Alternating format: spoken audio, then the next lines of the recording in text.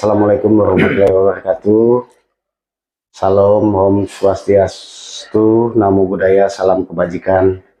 Jumpa lagi bersama podcast Jurnal Kaltara. Kita akan membahas slogan yang sering disampaikan atau disuarakan oleh Bapak Gubernur Provinsi Kalimantan Utara, Bapak Dr. Andes Haji Zainal Arifin Paliwang SHM. Seperti salam Kaltara di hati. Bapak Kepala Dinas Komunikasi, Informasi, Statistik dan Persadian Provinsi Kalimantan Utara, Bapak Ilham Zain. Pak, masyarakat sering mendengar salam Kaltara di hati. Nah, tentu mungkin itu maknanya ada, cuman masyarakat bertanya kadang-kadang apa ya artinya? Bagaimana itu Pak Gades? Ya, apa ya? Ini semacam tagline, semboyan sebagai spirit ya. Makanya Pak Gubernur melihat potensi, dinamika, peluang tantangannya di Kaltara ini, beliau menciptakan, menemukan lah istilah tagline Kaltara di hati ini, yaitu semacam itu tadi, penyemangat kita. Jadi itu akronim sih sebenarnya. Kaltara di hati, D itu damai, indah, harmonis, ya kan? Aman, tangguh, dan inovatif. Itu semacam apa ya, kisi-kisi kepada OPD dan masyarakat luas untuk setiap bergerak beraktivitas ataupun membuat suatu produk, ingat-ingatlah bahasa Kaltara di hati ini, karena itu memang sebagai sumber inspirasi. Jadi memang suatu daerah memang harusnya punya ini. Banyaklah organisasi-organisasi memang disemangati dengan tagline yang mereka buat sendiri gitu. Nah, tagline ini sudah sangat bermasyarakat Pak Kades. Bahkan sering anak-anak yang anak-anak usia 6-7 tahun kadang dengan teman-temannya mengucapkan salam Kaltara di hati.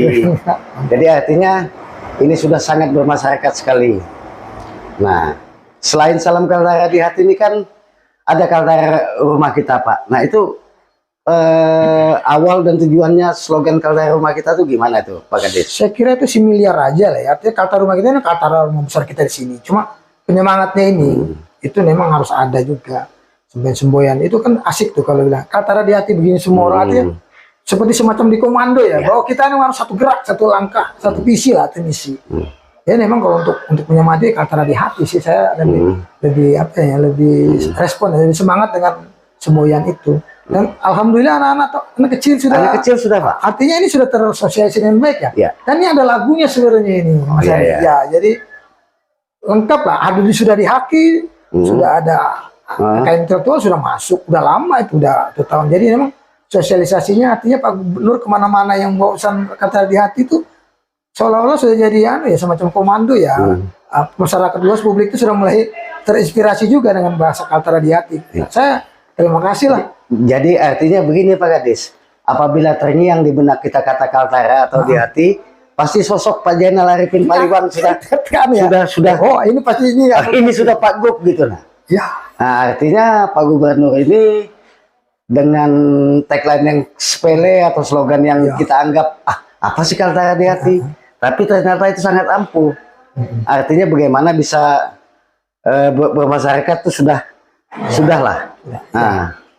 Ya memang itu konsekuensi ya, orang yang ciptain apalagi pejabat sekelas gubernur kemana-mana dia bawa ini, otomatis orang pasti akan mengingat dia sebagai orang yang menemukan lah ini. Nah, saya kira ini hal yang positif ya. Suatu daerah memang harus ada disemangati lah dengan semboyan lah, dengan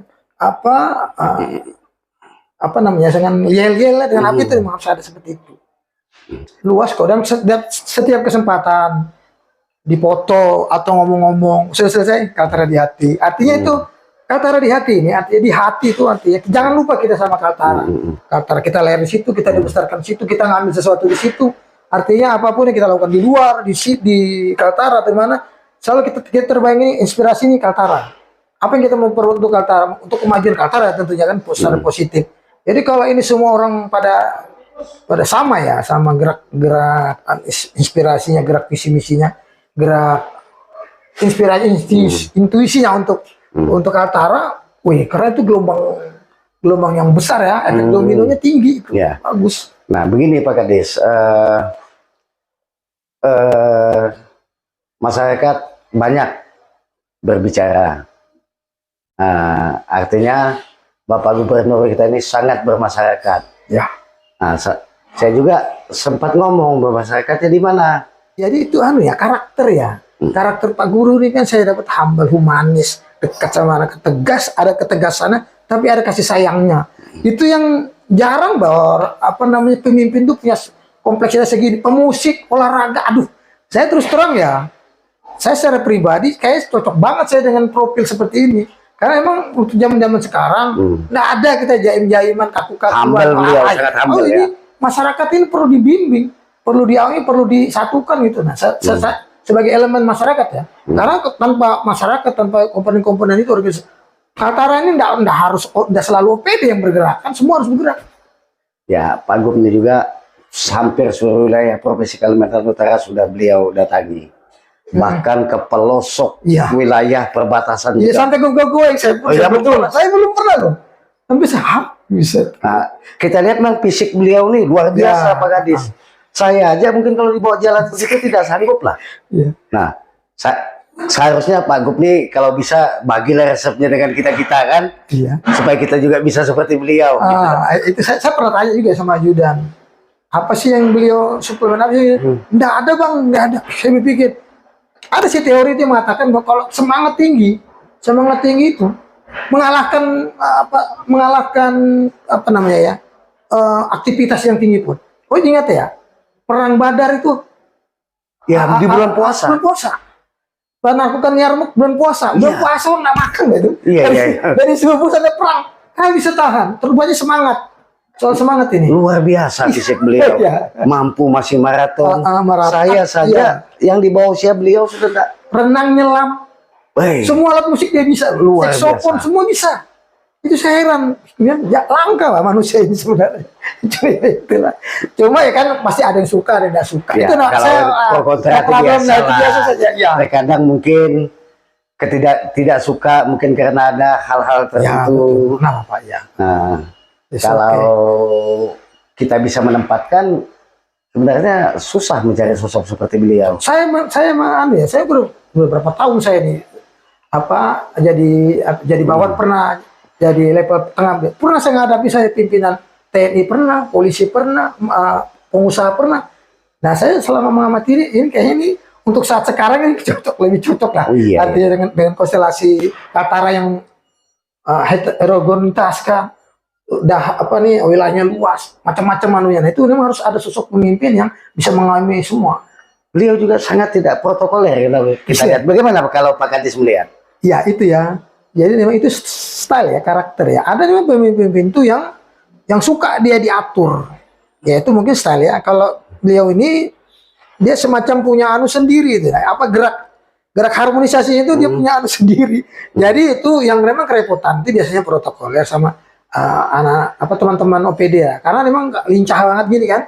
Jadi yang nggak siap ya itu biasanya tertinggal tuh. Tapi beliau ini nyaris kalau saya lihat pengawalan tidak begitu terlalu ketat. Jadi gambaran sosok seorang pejabat yang harus wah itu tidak ada saya lihat dengan beliau Pak Kadis. Nah artinya kalau pengamatan Pak Kadis bagaimana gitu? Saya kan sudah mengenalnya sekitar 2 tahun ya. Memang saya dapat kesimpulan memang beliau ini tanpa protokoler, tidak terlalu kaku lah ya. Karena dia juga merasa dia kan dari Polri ya. Artinya dari sisi keamanan dia udah sebelumnya kan dia sudah tahu konstelasi di Kaltara seperti ilmu intelijen sudah ada. Ada orang dari reserse ya. Oh iya. Jadi ya dia bisa bilang oh saya perlu pengawalan segini saja untuk apa? Kan itu ada konsekuensinya dengan dana budget kan. Beliau bisa mengukur sudah Pak Kadis ya. Oh iya Bu, saya sudah mengukur. Jadi memang apa yang dilakukan ini sudah diukurnya. Itu yang saya salut nih. Karena kalau kita untuk apa? Kita jalan bondong-bondong 10, 15 kok di teman-teman di sebelah sana kan PBB itu sering jalan gubernur rame-rame. Itu apa efektif itu? Saya kira enggak juga. Ya di antara masyarakat awal beliau menjabat juga ada yang meragukan. Nah setelah saya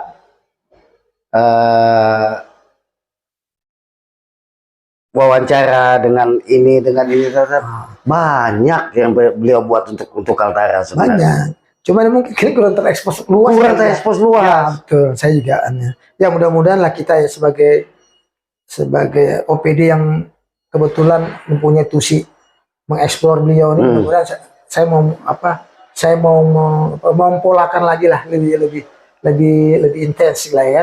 Karena sayang juga program beliau itu yang bagus, tapi tidak terespon dengan baik. Nah, makanya saya memang ada kerjasama dengan teman-teman media. Itu bukan artinya saya membeli orang, membeli program, enggak. Inilah tolong teman-teman, karena sebagai mitra ya, partner. Ini program beliau, tolong disosialisasikan. Itu saja. Nggak ada intervensi. Kami nggak mau yang gitu. Natural saja. Apa yang terjadi gitu. Ya, kami persilahkan. Jadi kita artinya masyarakat harus banyak-banyak melihat, banyak-banyak mendengar. Jadi bisa. Kami minta pers saja masyarakat itu melihatin pers saja. Ya. Artinya memang bagus, sesuai dan bermanfaat, sudah harus respect sama beliau. Kalau dia ada kekurangan apa, ya dicari tahu kenapa. Pasti ada sebab itu. Iya. Jangan menjudge bahwa dia ini kayak gini. Janganlah. Semua pemimpin harusnya begitu. Iya. Kita pandai-pandai melihat situasinya itulah.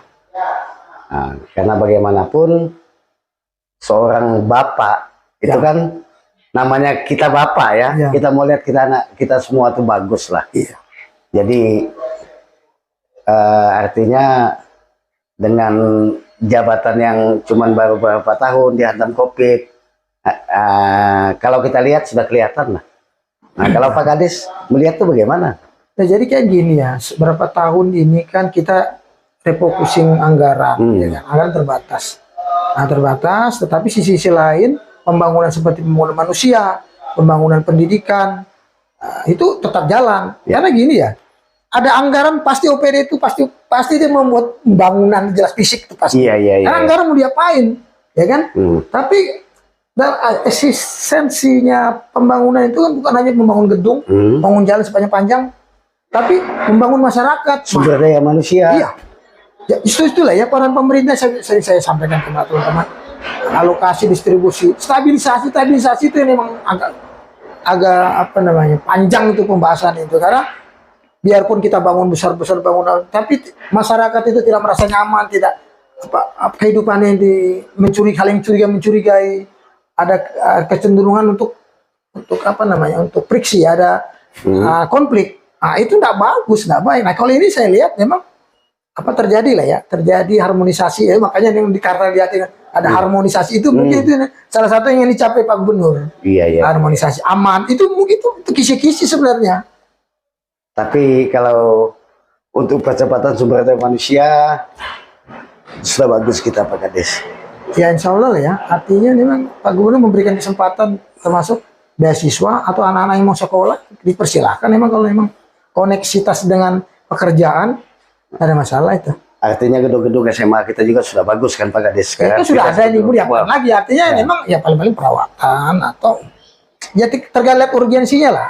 Di samping dengan kemampuan kan. Dana itu memang itu jadi bukan masalah klasik artinya dana itu segala, tapi enggak, dengan dana orang bisa melakukan sesuatu. Tetapi tidak harus, ini saya tekankan lagi, tidak harus bentuk fisik bangunan yang muka itu. Itu artinya apa ya? Keseimbangan terus ada. Kemarin mungkin saja dia bangun-bangun seperti itu. Sekarang karena keuangan kita agak menurun, ya kita beralih kepada hal yang lain, ya, harmonisasi antar etnis, antar ormas, antar lembaga.